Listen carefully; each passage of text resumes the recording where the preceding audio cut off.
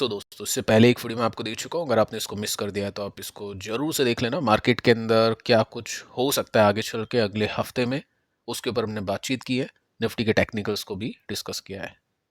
First दोस्तों, हम बात करते हैं जेफ बेजोस के ऊपर, जिनका जो कमेंट है अभी के समय काफ़ी ज़्यादा वायरल हो रहा है और इनको काफ़ी आलोचनाओं का सामना करना पड़ रहा है। बेसिकली हुआ क्या है, इन्होंने प्रेस कॉन्फ्रेंस के अंदर या फिर हम बोल सकते हैं एक इंटरव्यू के अंदर कहा है कि एआई को अगर आपको ज़्यादा कैपेबल बनाना है, एआई को ज़्यादा अच्छा बनाना है, तो फिर आपको जो वाटर कंजप्शन है उसको आपको अनलिमिटेड करना पड़ेगा एआई के लिए, और ह्यूमन यानी जो हम पानी पीते हैं उसको अपने को लिमिट करना पड़ेगा। ये जो बयान है ये काफ़ी कंट्रोवर्शियल है। आपको इसके बारे में क्या कहना है आप नीचे कह सकते हैं। सिंपल सी बात है, यहाँ पे बोला है कि water should be used for AI instead of humans, यानी पानी यूज होना चाहिए एआई पर, ह्यूमंस के ऊपर नहीं। अब बिल्कुल नहीं होना चाहिए वो तो यहाँ पे मेंशन नहीं कर रखा है, लेकिन हम पानी कम पिए या कम यूज़ करें हम बोल सकते हैं।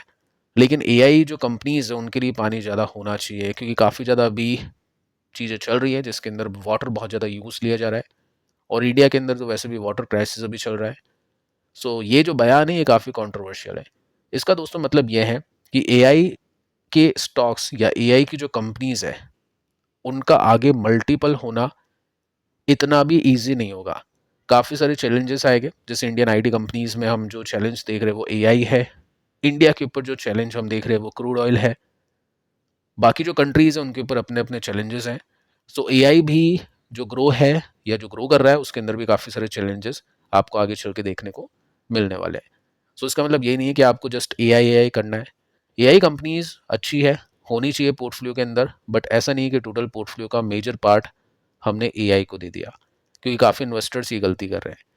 वाटर क्राइसिस इंडिया के अंदर काफ़ी ज़्यादा रियल अभी के समय बना हुआ है। मानसून आपको बताइए काफ़ी ज़्यादा डिपेंड करता है इंडिया मानसून के ऊपर।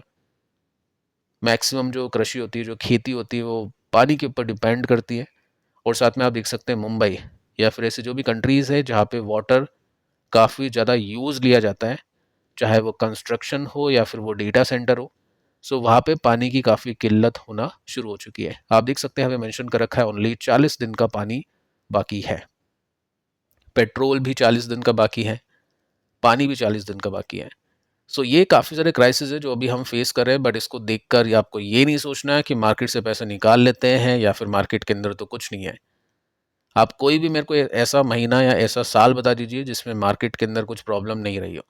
हर बार कुछ ना कुछ अपन सुनते हैं, हर बार नेगेटिव न्यूज़ हम सुनते हैं। स्टिल मार्केट लॉन्गर फ्रेम में अच्छा करता है, और शॉर्ट टर्म में भी काफ़ी सारी कंपनीज अच्छा करती है जिनकी अर्निंग्स अच्छी आ रही होती है, जिनमें मोमेंटम होता है।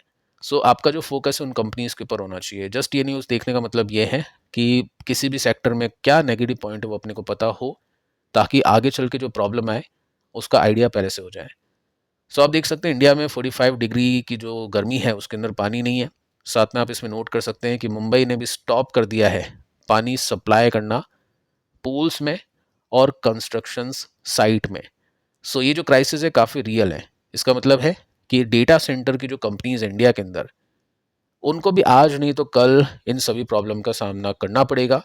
और ऐसी न्यूज़ आएगी तो फिर यस, डेटा सेंटर की जो कंपनीज है उनके स्टॉक्स आपको नीचे क्रैश करते हुए दिखाई दे जाएंगे। बट अभी ये प्रॉब्लम इतनी कुछ खास बड़ी हुई नहीं है, या हो सकता है इतनी बड़ी है लेकिन इनको इतना बड़ा दिखाया नहीं जा रहा है कि डेटा सेंटर काफ़ी ज़्यादा पानी यूज़ कर रहा है। यहाँ पे दोस्तों आप डिटेल में देख सकते हैं कि 105 बिलियन लीटर्स का जो पानी है एक साल में यूज़ हो रहा है एआई में, यानी डेटा सेंटर के अंदर। ठीक है, India wants to be AI super power but it comes with a bill, यानी आपको ये जो चार्ज है वाटर का ये पे करना पड़ेगा। देखते हैं दोस्तों क्या कुछ होता है आगे चल के। बारिश का सीन नहीं बना तो डेफिनेटली प्रॉब्लम का सामना यहाँ पे करना पड़ेगा। और डेटा सेंटर कंपनीज पे डेफिनेटली अभी मुझे लग रहा नहीं कि एकदम से इनके स्टॉक्स के अंदर प्रेशर आएगा, लेकिन आज नहीं तो कल ये जो मुद्दा है ये काफ़ी बड़ा बन सकता है। कंपनीज एक्सपेंशन टू एक्सपेंशन तो करती जा रही है, पैसे लगाती जा रही है डेटा सेंटर पे, लेकिन अगर पानी नहीं हुआ या पानी कम हुआ तो होगा क्या, इनके जो पैसे हैं जो लगे हैं वो वेस्ट हो जाएंगे, और उसकी वजह से स्टॉक्स के जो प्राइसेस है वो नीचे जाएंगे। क्योंकि काफ़ी सारी कंपनीज हैं जो कर्जे लेकर या फिर इन्वेस्टर के पैसों से डेटा सेंटर बना रही है। वो सब चीज़ें देखना पड़ेगा। मैक्सिमम जो रियल एस्टेट कंपनीज है जो डेटा सेंटर बना रही है, जिसमें अनंतराज भी आता है, उनके ऊपर डेट काफ़ी होता है, कर्जे काफ़ी होते हैं। सो अगर ये प्रॉब्लम आगे चल के बड़ी बनती है, मॉनसून टाइम पे नहीं आता है या फिर ज़रूर से ज़्यादा डेटा सेंटर बन जाते हैं, तो प्रॉब्लम यहाँ पे फेस करने को मिलेगी एआई डेटा सेंटर्स को। ठीक है, क्योंकि यहाँ पे यही प्रॉब्लम है जो सबसे इंपॉर्टेंट है। अब देखिए दोस्तों, क्वेश्चन ये आता है कि एआई कंपनीज में भी प्रॉब्लम है, बाकी और भी कंपनीज में प्रॉब्लम है। हम यूएस में जाके इन्वेस्ट नहीं कर सकते हैं क्योंकि सेबी ने रोक लगा दी है। हाँ, हम 2-3 महीनों के बाद में इन्वेस्ट कर सकते हैं। लेकिन दोस्तों होता क्या है, देखो 2-3 महीनों के बाद भी अगर आप यूएस में इन्वेस्ट करना चाहोगे ना, एक सिंपल सा फंडा आपको बताता हूँ। जब भी कोई ब्रोकिंग कंपनी या फिर कुछ भी एसेट क्लास कुछ नए प्रोडक्ट को लेकर आती है, तो उस प्रोडक्ट को लेकर आती है जो पिछले 1-2 साल में अच्छा कर रहा होता है, क्योंकि जनता उसमें इन्वेस्ट करेगी। एग्जाम्पल देता हूँ, 2017 के बाद से एसआईपी का एड बहुत ज़्यादा आने लग गया। हुआ क्या, उसके बाद में एसआईपी या जिसने भी म्यूचुअल फंड लिया था 18-19 में उसको बहुत सस्ता मिला। कोविड में तो चलो एक्सेप्शन हो गया।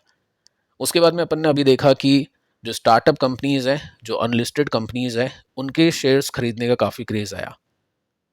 सो एसआईएफ लॉन्च किया जिसमें आप ऐसे फंड ले सकते हैं जिसमें अनलिस्टेड कंपनी हो। कुछ ब्रोकिंग कंपनीज ने अनलिस्टेड शेयर्स भी खरीदने बेचने शुरू कर दिए। हुआ क्या, अभी उन कंपनीज की वैल्यू काफ़ी नीचे है। उसी तरह से दोस्तों सोने और चांदी के अंदर भी हमने ये सीन देखा, अभी उनको कोई नहीं पूछ रहा है। और वही सिचुएशन आपको यूएस स्टॉक्स की भी देखने को मिल रही है, जिसमें अभी ये ब्रोकिंग कंपनीज सर्विस आपको देगी। लेकिन मुझे लगता है कि थोड़ा सा टाइम रुकना चाहिए, क्योंकि उसके बाद में जब ये टाइम निकल जाता है तो आराम से अपने को सस्ते में स्टॉक्स मिल जाते हैं। खैर वो अलग बात है।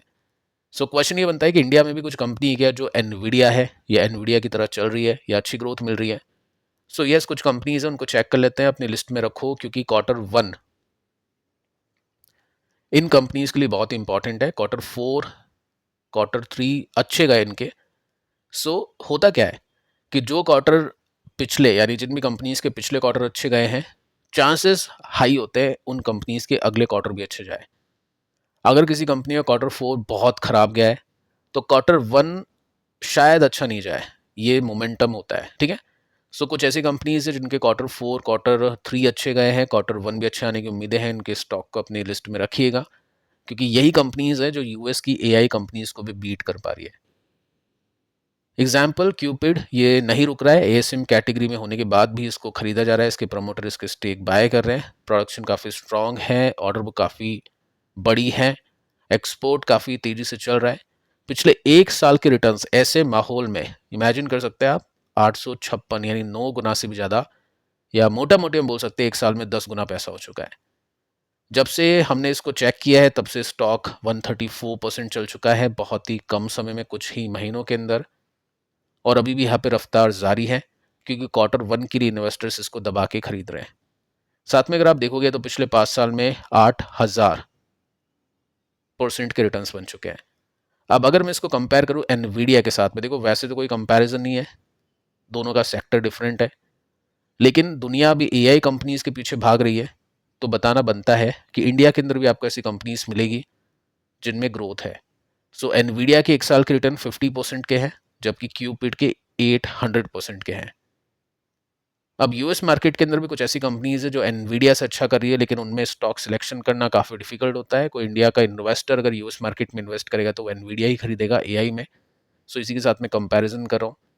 अगर वो कोई दूसरी कंपनी के स्टॉक को लेता भी है तो वो उसमें मीनिंगफुल पैसा नहीं डालेगा, छोटा पैसा डालेगा, जिसमें अगर उसमें स्टॉक 3-4-5 गुना हो भी गया तो भी बहुत बड़ा प्रॉफिट उसका नहीं बनेगा, क्योंकि उसमें एलोकेशन ही काफ़ी कम है। सो अगर मैं इसमें 5 साल का डेटा दिखाऊं जिसमें एनवीडिया ने 10 गुना रिटर्न्स दिए हैं, वहाँ पे यहाँ पे 80 गुना स्टॉक हो चुका है। ठीक है, और अभी हमने देखा कि स्टॉक ने एक गिरावट दिखाई, लेकिन उसके बाद में जैसे स्टॉक गिरा वैसे बाइंग हुई इसके अंदर।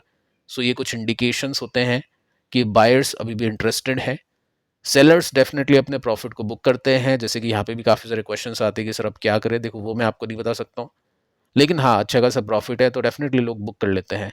सो बीच बीच में लोग बुकिंग भी कर रहे हैं, लेकिन जो बायर्स हैं वो अभी भी इसके अंदर बाइंग करते हुए देखने को मिल जाता है। देखते हैं Q1 कैसा आता है। लेकिन दोस्तों सिर्फ यही कंपनी नहीं है, काफ़ी सारी ऐसी कंपनीज हैं जिनके स्टॉक एनवीडिया से भी अच्छे रिटर्न्स दिए हैं इस 1 साल में, यानी अच्छे परफॉर्म किए हैं। जिसके अंदर आप पॉलीकैप देख सकते हैं, 1 साल में 60% ऊपर है। All time high. KEI आप देख सकते हैं 50% ऊपर है। RR केबल आप देख सकते हैं 74% ऊपर है। और ये कंपनी रुकेगी नहीं, अगर इसमें क्वार्टर वन के नंबर्स अच्छे आ गए तो वैल्यूएशन ऐसी कुछ नहीं है कि 100 के आसपास का पी है, यहाँ से भी अच्छा कर सकते हैं।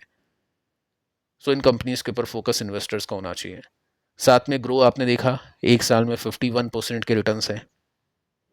ठीक है, इसके बाद में हम देख सकते हैं TM ज्वेलर 191% के रिटर्न है। ठीक है, बातचीत अपन कर रहे हैं कि नंबर्स अच्छे जा रहे हैं, एक्सपेंशन प्लान काफ़ी सॉलिड है, तो इन कंपनीज में अच्छे मोमेंटम है, निफ्टी को बीट कर रहा है। देखो सभी कंपनीज नहीं होती इन्वेस्टर्स के पास में, बट कुछ कंपनीज भी होगी ना, तो वो हाँ आपको थोड़ा सा मोटिवेटेड रखेगी मार्केट के अंदर कि हाँ मार्केट में पैसा बनता है। साथ में अगर आप एमटार को देखोगे तो उसके ऊपर अपन एक्टिव है। ब्लूम एनर्जी के ऑर्डर्स की वजह से अच्छी ग्रोथ मिली, पिछले एक साल में पैसा 5 गुना हुआ है, 400% के आसपास के रिटर्न है। इसके बाद में आप देख सकते हैं पारस डिफेंस रिसेंटली अच्छा परफॉर्म किया है, 60% की तेजी, अच्छी ऑर्डर बुक इसके पास में है। क्वार्टर वन के लिए इसमें आप नज़र रखिएगा, क्योंकि अगले महीने से क्वार्टर वन इसमें आने शुरू हो जाएगी कंपनीज के इंडियन मार्केट्स के अंदर। आनंद राठी एक साल में 80% के रिटर्न्स, नंबर्स इसके भी काफ़ी अच्छे आ रहे हैं।